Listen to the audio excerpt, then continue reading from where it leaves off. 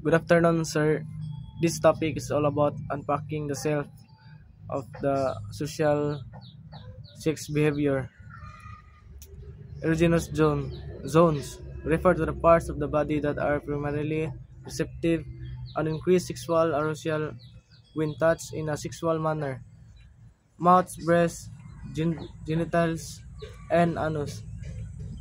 Human sexual behavior as is defined as any activity similarity between two persons or in a group that includes sexual around.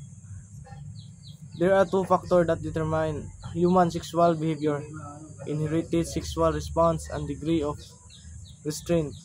Similarity behavior. Self gratification means self stimulation that leads to sexual arousal and generally sexual climax begins at or before puberty and for young males.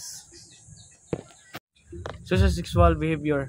Heterosexual behavior is the greatest amount of sociosexual behavior that occurs between one male and one female. Sexual problem. Psychological sexual problems. Only a small number of people suffer from disease that are due to abnormal development of the genitalia. Sexually transmitted disease are infections that transmitted from an infected person to an uninfected person, most through sexual contact but not exclusively.